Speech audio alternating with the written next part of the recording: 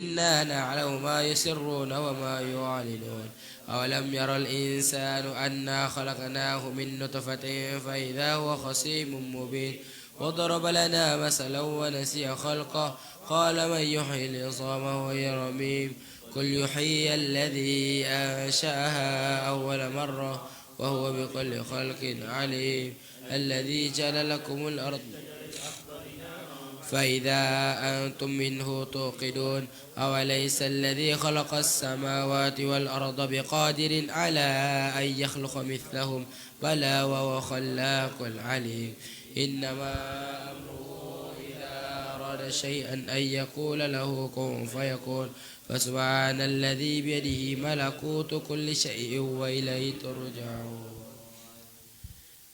بسم الله الرحمن الرحيم اللهم إنا نستحفظك ونستودعك أدياننا وأبننا وأنفسنا وأهلنا وأولادنا وأموالنا وكل شيء أعطيتنا اللهم اجعلنا وإياهم في كنفك وأمانك وعياذك من كل شيطان مريد وجبار عنيد وذي بغي وذي حاسد ومن شر كل ذي شر إنك على كل شيء قدير اللهم جملنا بالعافية والسلام وحققنا بالتقوى والاستقامة وأعذنا من مجيبة الدامة وإنك سميع الدعاء اللهم اغفر لنا ولوالدينا وأولادنا ومشايخنا وإخواننا في الدين وأصحابنا ولمن أحبنا فيك ولمن أحسن إلينا والمؤمنين والمؤمنات والمسلمين والمسلمات يا رب العالمين وصل اللهم على عبدك ورسولك سيدنا ومولانا محمد وعلى آله وصحبه وسلم وارزقنا كمال المتابعة له ظاهر وباطنا في عافية وسلامة برحمتك يا أرحم الراحمين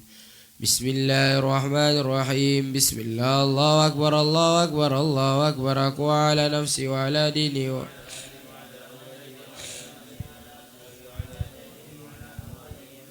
ألف ألف ألف لا حول ولا قوة إلا بالله العلي العظيم بسم الله الله أكبر الله أكبر الله أكبر أقوى على نفسي وعلى ديني وعلى أهلي وعلى أولادي وعلى مالي وعلى أصحابي وعلى أديانهم وعلى أموالهم ألف ألف ألف لا حول ولا قوة إلا بالله العلي العظيم بسم الله الله أكبر الله أكبر الله أكبر أقوى على نفسي وعلى ديني وعلى أهلي وعلى أولادي وعلى مالي وأصحابي وعلى أصحابي وعلى جدهم وعلى أموالهم ألف ألف ألف لا حول ولا قوة إلا بالله العلي العظيم بسم الله وبلا الله من الله إلى الله وعلى الله في الله ولا حول ولا قوة إلا بالله العلي العظيم بسم الله على ديني وعلى نفسي بسم الله على مالي وعلى أهلي وعلى أولادي وعلى أصحابي بسم الله على كل شيء أعطاني ربي بسم الله رب السماوات السبع ورب الأرض السبع ورب العرش العظيم بسم الله الذي لا يضر مع اسمه شيء في الأرض ولا في السماء وهو السميع العليم بسم الله الذي لا يضر مع اسمه شيء في الأرض ولا في السماء وهو السميع العليم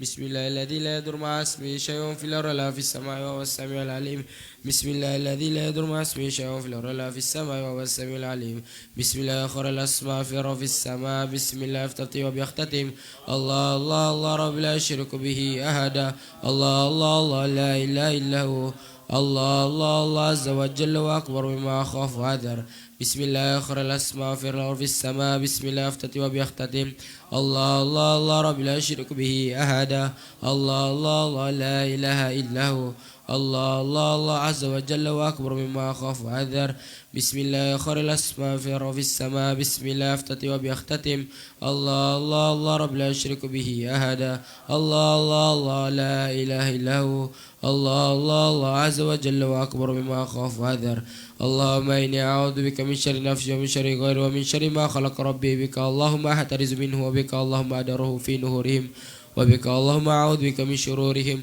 وأستغفرك إياهم وقدم بين يدي وإيمان أحطناه إنايتي وشملته إحاطتي بسم الله الرحمن الرحيم قل هو الله أحد الله الصمد لم يلد ولم يولد ولم يكن له كفوا أحد بسم الله الرحمن الرحيم قل هو الله أحد الله الصمد لم يلد ولم يولد ولم يكن له كفوا أحد بسم الله الرحمن الرحيم قل هو الله أحد الله الصمد لم يلد ولم يولد ولم يكن له كفوا أحد مثل ذلك عن يمين وأيمانهم مثل ذلك عن شمال ومن شمائلهم ومثل ذلك أمامي وأمامهم ومثل ذلك من خلف ومن خلفهم ومثل ذلك من فوق ومن فوقهم ومثل ذلك من تحت ومن تحتهم ومثل ذلك محيط بهم وبها ما أحاط به اللهم إني أسألك لي ولهم من خيرك الذي بخيرك الذي لا يملك غيرك اللهم اجعلني وإياهم في حفظك وعيادك وعبادك وعيالك وجوارك وأمنك وأمنك وحزبك وحرزك وكنفك وزرك ولطفك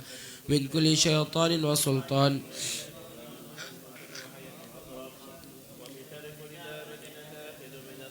إن ربي على صراط مستقيم حسبي رب من المربوب نسب الخالق من المخلوق نسب الرازق من المرزوق نسب الساتر المستور حسب الناصر من المنصور نسب القائر من المكروهين حسب الهدي به وحسبي حسبي ما لم يدل حسبي حسبي يغوان والوكيل حسب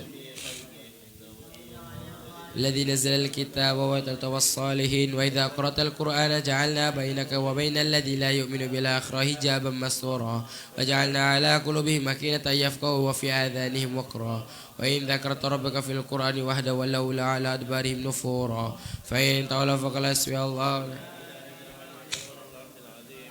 فإن تولوا فقل حسبي الله لا إله إلا هو على توكلت وهو رب العرش العظيم فإن تولوا فقل حسبي الله لا إله إلا هو على توكلت وهو رب العرش العظيم فإن تولوا فقل حسبي الله لا إله إلا هو على توكلت وهو رب العرش العظيم فإن تولوا فقل حسبي الله لا إله إلا هو على توكلت وهو رب العرش العظيم فإن تولوا فقل حسبي الله لا إله إلا هو على توكلت وهو رب العرش العظيم فإن تولوا فقل حسبي الله لا إله إلا هو على توكلت وهو رب العرش العظيم فإن تولوا فقل حسبي الله لا إله إلا هو على توكلت وهو رب العرش العظيم ولا حول ولا قوة إلا بالله العلي العظيم وصلى الله على سيدنا محمد النبي الأمي وعلى آله وصحبه وسلم.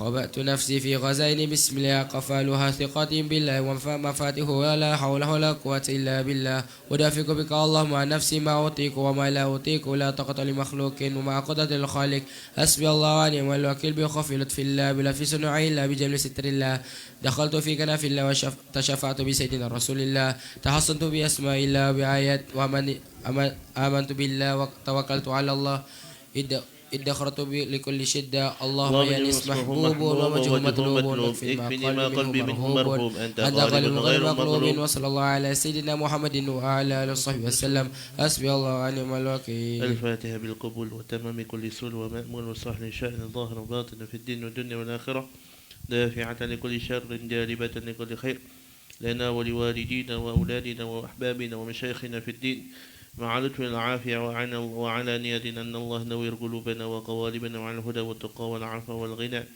والموت على دين الإسلام والإيمان بلا محنة ولا امتحان بحق السيد ولي العدنان وعلى كل نية صالحة وإلى حضرة النبي محمد صلى الله عليه وسلم.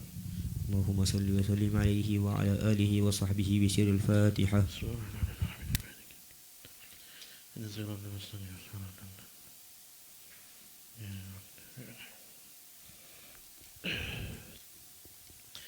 بسم الله الرحمن الرحيم. الحمد لله رب العالمين والصلاة والسلام على أشرف الأنبياء والمرسلين علينا معهم وفيهم برحمتك يا أرحم الراحمين.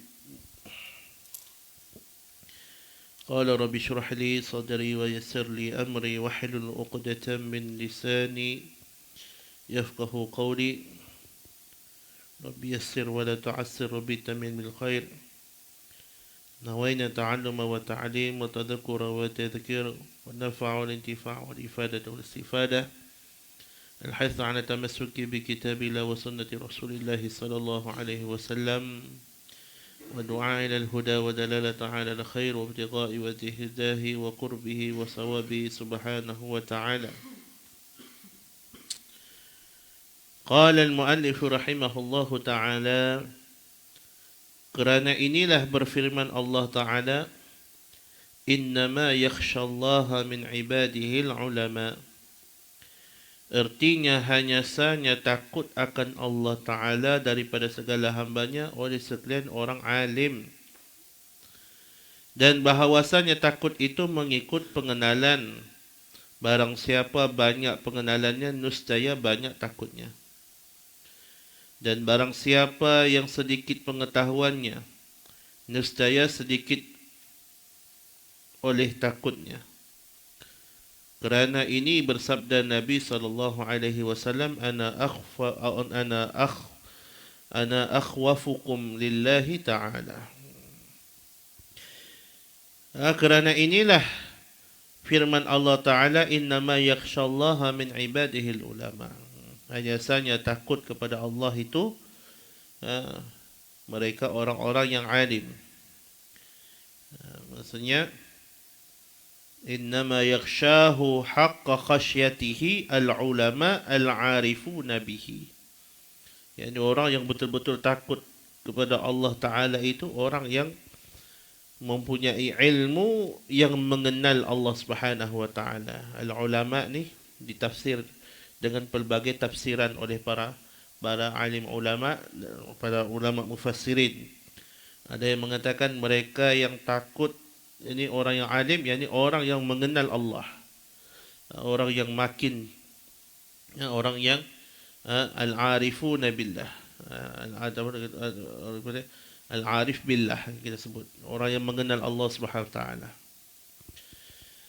Ibnu Abbas mengatakan, siapakah orang yang mengenal Allah ini?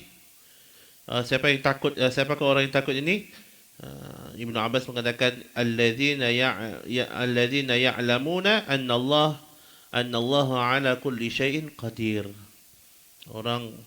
Orang yang mengetahui bahawasanya Allah Taala itu atas tiap-tiap sesuatu itu Allah Taala mampu ke atas tiap-tiap sesuatu. Berkuasa ke atas setiap-tiap sesuatu. Ini orang yang takut, al-ulama. Ulama bukan hanya bi kasratil riwayah, bukan hanya bi kasratil hadis, bukan orang yang hanya banyak belajar, tidak. Tapi ulama itu mereka yang tahqiq dengan ilmu, mereka yang beramal dengan ilmu mereka. Nah, mereka yang beramal dengan ilmu sehingga mereka takut akan Allah. La ilaha illallah. Kalau hanya semata-mata ulama, orang yang belajar ilmu macam kita, tak semestinya takut, ya. Makin banyak ilmu makin melakukan dosa. Makin banyak ilmu makin banyak pula kita punya akal nak melanggar syariatnya Allah. Jadi maksudnya bukan semata-mata alim, tetapi mereka yang beramal dengan ilmu dan mereka yang tahqiq dan ilmu mereka dalam kehidupan. Itu baru jadi ulama. Kemudian dan bahawasanya takut itu mengikut pengenalan, yakni mengikut kadar pengenalan seseorang itu mengenal Allah Ta'ala. Barang siapa yang banyak pengenalannya, niscaya banyak takutnya. Kalau dia makin kenal Allah, maka makin banyaklah takutnya kepada Allah. Dan barang siapa yang sedikit pengetahuannya, ini pengetahuannya tentang Allah, maka sedikit pula lah takut dia. Jadi sebab itu kita kena sentiasa tambah kenalan kita dengan Allah. Itu dengan kita cuba merasakan diri kita itu diperhatikan oleh Allah. Kena latih diri begitu. Kerana ini bersabda Nabi SAW, Nabi mengatakan, ana akhwafukum lillahi ta'ala. Nabi mengatakan, ana akhwafukum lillah. Aku lebih takut akan Allah. Aku lebih takut akan Allah Ta'ala daripada kamu. Ini aku lah orang yang paling takut. Kenapa? Kerana Rasulullah lah yang paling mengenal Rasulullah yang paling mengenal Allah Subhanahu wa Ta'ala. Faham tu? Cuba tu, Qalish duduk tepi ni, Qalish. Hang duduk menyorok kat situ, duduk sini. Bagi nampak. Kita belajar nak bagi guru tengok kita, kita pula sembunyi belakang. Nah. Kerana apa? Kerana adalah Nabi SAW lebih banyak pengetahuan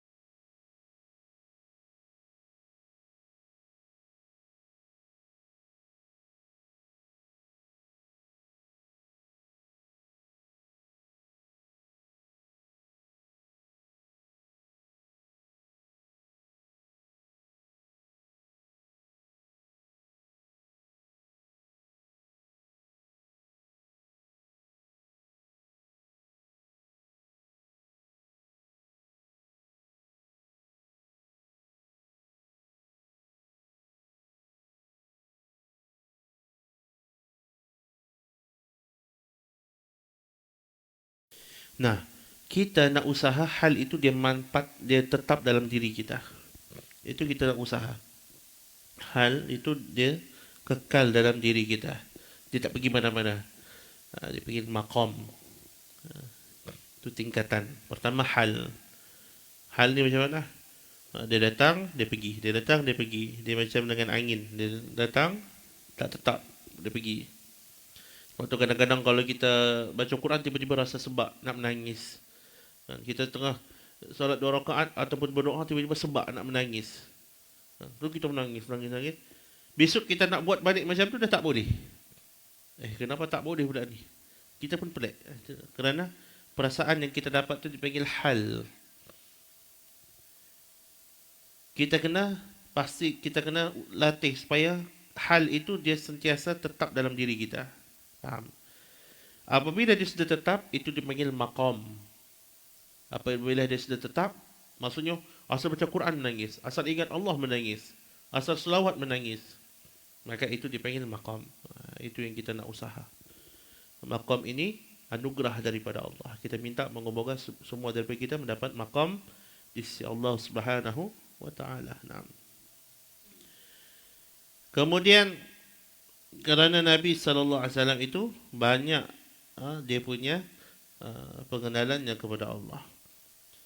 Dan bahawasanya takut itu satu kelakuan yang dipuji. Takut itu merupakan perkara yang mahmudah, yang dipuji oleh Allah Subhanahu wa taala, yang kena ada dalam hati kita. Yang kena sentiasa kena ada takut ini. Dengan khasyah inilah seseorang itu takut melakukan maksiat. Ada sebahagian mereka takut akan hilang kemanisan ibadah itu sendiri. Faham? Orang takut sehingga mereka tak melakukan maksiat langsung. Kalau mereka melakukan maksiat, hilang nikmat ibadat itu. Mereka takut. Kita tak, sebenarnya kenapa tak? Kerana kita tak rasa apa-apa. Ibadat kita tak rasa apa-apa. Sehingga kita melakukan maksiat itu.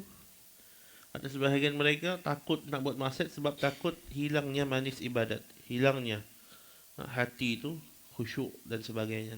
Itu hal keadaan mereka. Dalam menghimpun oleh Allah Ta'ala akan 4 perkara bagi sekalian yang takut akan Allah. Allah Ta'ala telah 4 anugerah Allah Ta'ala kepada orang yang takut ini. Penghimpun Allah Ta'ala akan 4 perkara bagi sekalian yang takut. Siapa yang takut, dia akan dapat 4 anugerah ini. Siapa yang latih dirinya untuk takut al-khawf itu, al-khasyah itu, maka dia dapat 4 perkara ini. Yang pertama, dia dapat petunjuk. Dia dapat petunjuk daripada Allah Subhanahu wa ta'ala. Mendapat petunjuk daripada Allah Subhanahu wa ta'ala. Yang kedua, rahmat. Dia mendapat rahmat daripada Allah. Yang ketiga, pengetahuan, al-ilm. Yang keempat, redha daripada Allah Subhanahu wa ta'ala. Khalas. Kerana firman Allah Ta'ala, hudan wa rahmatul lilladzina hum li rabbihim yarhabun. Artinya petunjuk dan rahmat bagi sekalian mereka yang takut akan Tuhan mereka itu, yang takut akan Tuhan mereka itu. Yani mereka yang takut kepada Tuhan mereka ini, mereka mendapat hudan, petunjuk daripada Allah, dan rahmat daripada Allah. Siapa yang takut mendapat petunjuk. Atau petunjuk ilham daripada Allah. Petunjuk jalan yang benar. Apa-apa saja. Mereka ini mempunyai sesuatu perkara yang hebat. Ilham. Sebab itu kalau kita ada masalah apa, berbeza kita, bila mana kita ada benda yang kita nak buat, kita rujuk kepada mereka yang dekat dengan Allah. Kerana mereka ada ilham. Mereka mendapat ilham daripada Allah. Mereka ada pandangan mereka itu dituntun oleh Allah Ta'ala. Pandangan mereka itu dituntun oleh Allah Subhanahu Ta'ala. Kita ketika memberi pandangan itu, kebiasaannya dengan pengalaman. Faham? Yang kedua, kebiasaan orang bagi pandangan ini dengan hawa nafsu. Sebab itu ketika mana kita minta pandangan, hati-hati kita minta pandangan kepada ahlu maksiyah. Hati-hati kita minta pandangan kepada orang yang tidak dituntun oleh Allah. Kerana pandangan mereka itu hanya melorong kepada hawa nafsu semata-mata. Hanya ikut hawa nafsu. Ambillah pandangan mereka yang dituntun oleh Allah. Kadang-kadang pandangan orang yang dituntun oleh Allah ni kadang-kadang tidak ngam dengan hati kita. Tidak ngam dengan diri kita. Tak boleh ni. Tak boleh ni gini ni. Kita gitu. Kerana kita ikut nafsu. Tapi mereka yang dituntun oleh Allah memberi pandangan dengan ilham daripada Allah Subhanahu wa taala. Itu ana selalu sebut kisah Habib Munzir. Habib Munzir alaihi rahmatullah. Ketika dia balik daripada Tarim, perkara yang dia sentiasa ada ialah ittisal irtibat bi syuyukhi, keterikatan dengan guru dia, terutama Al-Habib Umar. Nah, itu sering Habib Munzir dia kata setiap perkara dia kiri dan kanan, apa sahaja perbuatan dia akan, apa sahaja yang dia nak buat dalam dakwah, dia akan melaporkan perkara tersebut kepada gurunya, Sayyidina Habib Umar.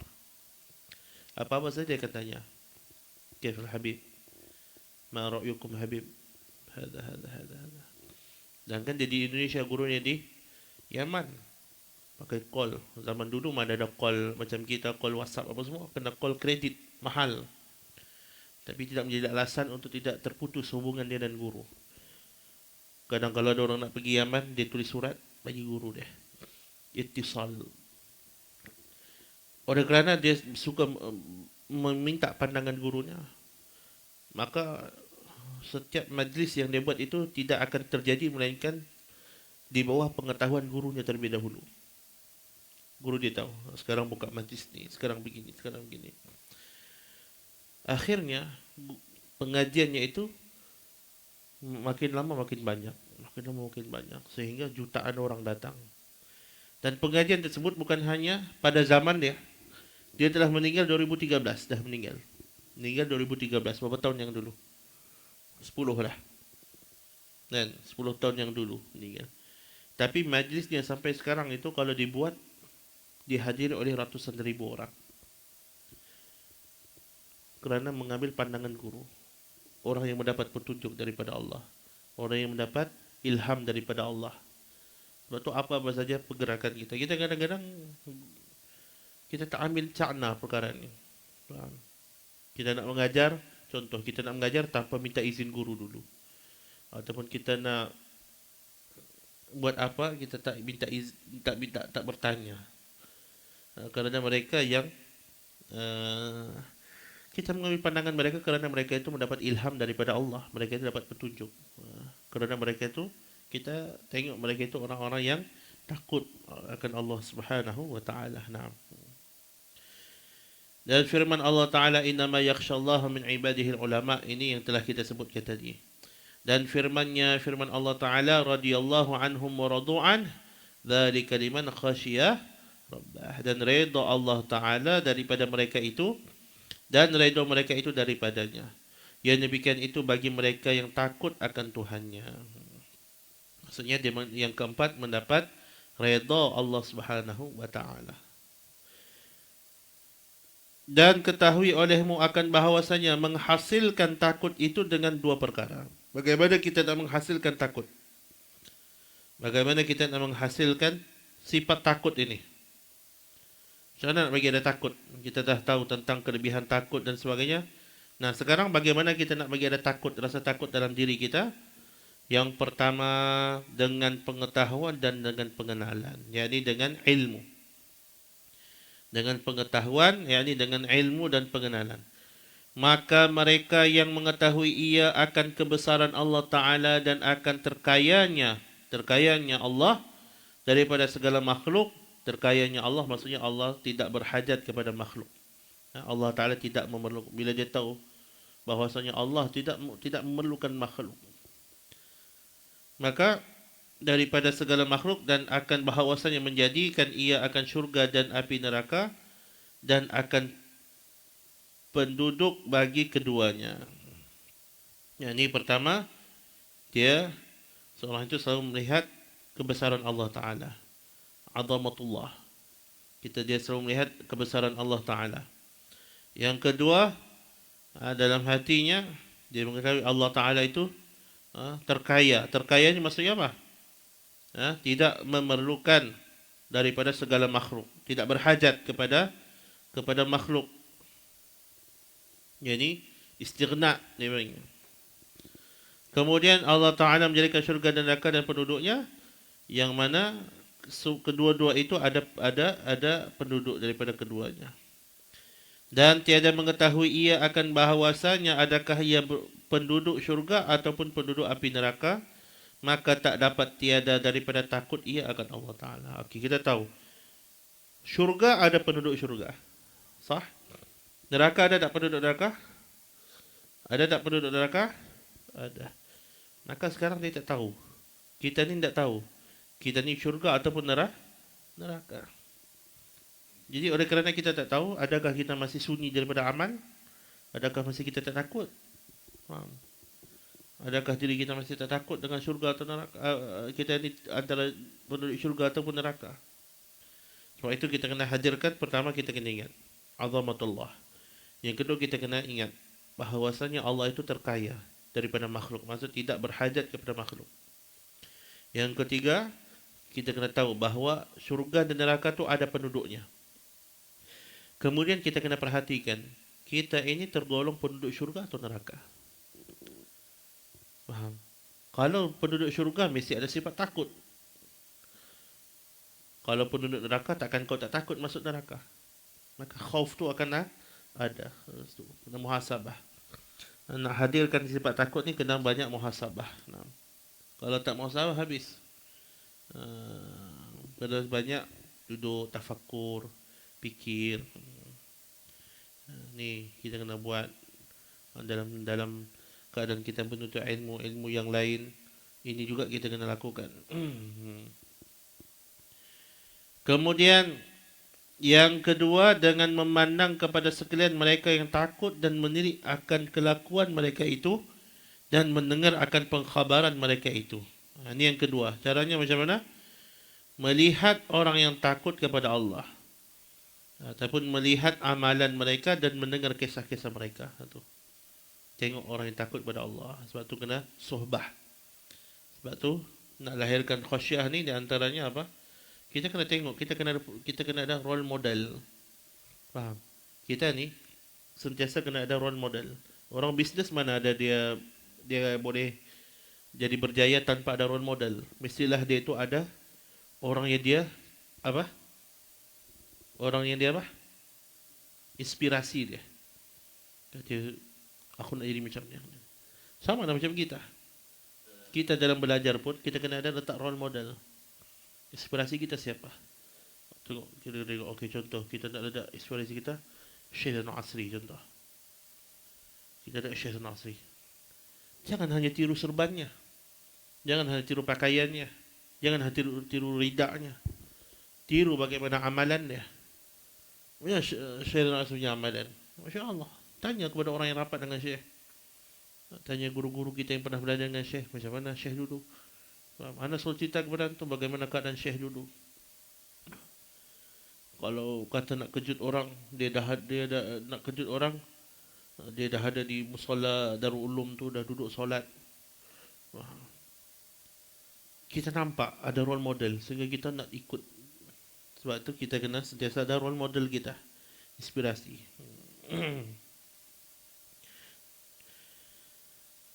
Dan menilik akan kelakuan mereka dan mendengar akan pengkhabaran mereka, yakni mendengar kisah-kisah solihin, baca buku-buku solihin, jangan baca buku-buku lain. Kerana baca qiraah itu akan memberi, akan yata'athar fil qalb. Qiraah itu akan memberi kesan kepada hati. Sebab tu Jangan banyak baca novel. Jangan banyak baca kesan khayal. Faham? Ni tak duduk saja baca novel. Ada novel kan, boleh baca novel kat sini? Tak boleh. Jangan baca novel. Kerana pembacaan itu akan memberi kesan kepada hati. Kalau kita contoh tengok novel cinta, maka kita akan takhayul banyak. Akhirnya kita seronok nak bercinta dan sebagainya. Contoh kita tengok benda-benda yang tak elok ataupun baca novel yang tak elok, maka mail hati kita akan tercondong kepada ke arah tu. Banyakkan baca kisah-kisah para ulama. Kan biasa nak bagi suggest kepada antum baca buku-buku PTS tu ya, walaupun kadang-kadang kisah dalam tu ada yang kisah ditambah-tambah dan sebagainya, tapi untuk hati kita tu, untuk kita muyul, nak suruh baca kita Arab, kita susah pula nak Arab, nak baca, nak terjemah. Jadi beli je buku PTS Imam Syafi'i, Imam Abu Hanifah, Salahuddin Al-Ayyubi, banyak kan. Ambil baca, bagi untuk targhib hati sahaja. Kalau boleh baca kita Arab lagi ahsan. Kita Arab yang ada di atas tu banyak kisah-kisah dan sebagainya. Bandingannya seperti kanak-kanak tiada takut ia akan ular, kerana tiada mengetahui akan bahawasanya ular itu menyebabkan kebinasaan. Orang apabila ular ada baby ular, dia tak takut. Kenapa? Kerana tak tahu itu bahaya. Kenapa kita takut ular?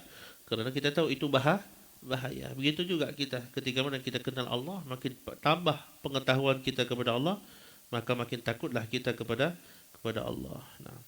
Bersalahan bapa bagi budak itu, takut ia akan ular kerana mengenal ia dan mengetahui ia akan mudarat dan sebab dipatuk ular.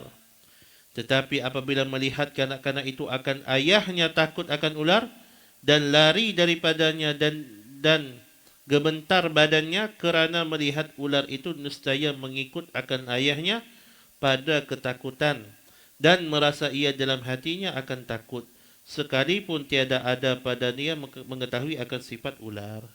Hasil dia tengok ayah dia. Bila tengok ayah dia takut ular, ayah dia kena patuk, jadi dia pun tiba-tiba ada sifat takut. Macam itulah hasil kita baca kisah-kisah salihin. Inda zikri salihin tanzilur rahmah. Ketika mana kita menyebut orang-orang soleh, membaca kisah orang soleh, rahmat turun. Jadi banyakkan baca kisah-kisah kaum salihin. Tengok kisah mereka dan sebagainya. Belilah buku-buku yang manfaat untuk diri kita. Jangan beli perkara-perkara. Hatta dalam telefon pun banyak. Antum tak payah beli pergi Popular dan sebagainya. Zaman kami bolehlah pergi Popular. Zaman kita dulu nak pergi beli buku begini-begini, kita kena pergi Popular. Sekarang ni antum balik telefon tu dah boleh download macam-macam PDF cerita-cerita. Download. Pastikan ni kalau ahli ilmi, telefon ini yang menyebabkan full data dia kerana kitab. Kalau full data kerana benda lain, masuk belum talibul ilm lagi. Bagi full PDF tu. Bagi full PDF kita dalam ni. Kerana kita banyak duk saya saja ambil bukan tengok WhatsApp buka buku yang kita rasa nak baca. Kadang-kadang Hana punya telefon ni entah berapa kali lagging sebab banyak sangat PDF. Kadang-kadang duduk tunggu solat, tunggu duduk subhanallah, tengok kok ada buku yang kita nak baca. Kadang-kadang ada bacaan-bacaan kita, menambah ilmu kita. Subhanallah tu berapa minit? Lebih kurang 3 minit. 3 minit dah menambah ilmu antum. Faham? Sekarang nak bawa kitab berat, ni ringan. Buka sekejap sambil tunggu solat, nanti balik rumah pergi masjid kan. Dah buat 2 rakaat, tunggu imam Bilal iqamah, buka sekejap tengok cerita tengok PDF buku-buku salihin ataupun ilmu sebagainya. Banyak sini. Tapi kita tak manfaatkan. Kita lagi banyak download benda-benda ini. Wallahu subhanahu wa ta'ala a'lam. Moga-moga Allah Ta'ala mengampunkan dosa kita dan Allah Ta'ala memberikan kita pengetahuan sehingga banyak takut kita kepada Allah Subhanahu wa ta'ala. Bismillahirrahmanirrahim.